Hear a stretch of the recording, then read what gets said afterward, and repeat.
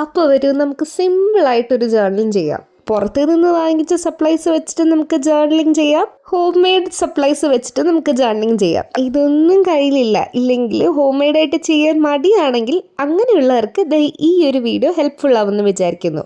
എല്ലാവരുടെയും വീട്ടിൽ sketch pen, colour pencil അല്ലെങ്കിൽ ക്രയോൺസ് ഒക്കെ കാണില്ലേ? അത് വെച്ചിട്ട് നമുക്കൊരു അടിപൊളിയായിട്ട് ജേർണലിങ് ചെയ്യാം. ആദ്യം തന്നെ പിൻട്രസ്റ്റോ ഗൂഗിളോ നോക്കിയിട്ട് ഇഷ്ടമുള്ള ഇമേജസ് നോക്കി വരച്ചെടുക്കുക. അഥവാ ഇനി വരയ്ക്കാൻ അറിയില്ല എന്ന് പറഞ്ഞാൽ നിങ്ങൾക്ക് ട്രേസ് ചെയ്യാലോ. എല്ലാത്തിനും അതിൻ്റേതായിട്ടുള്ള വഴികളുണ്ട്.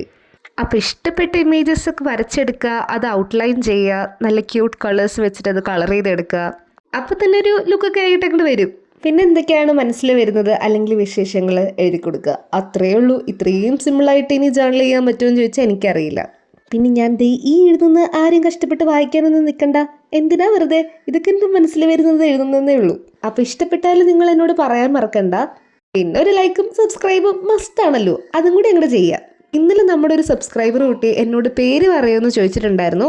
അതാരാന്ന് ചോദിച്ചാൽ 5Bയിൽ പഠിക്കുന്ന ഇഷ മെഹറിൻ. അപ്പോൾ ഇഷയ്ക്ക് welcome to our small family. അപ്പോൾ ഇത്ര സിമ്പിളായിട്ട് ഒരു ക്യൂട്ട് ജേർണൽ ഇവിടെ റെഡി ആയിട്ടില്ലേ? ജേർണലിങ് ചെയ്യാൻ ഇഷ്ടമുള്ളവരാണെങ്കിൽ ഇതെന്തായാലും ട്രൈ ചെയ്ത് നോക്കുക. അപ്പോൾ ടാറ്റാ.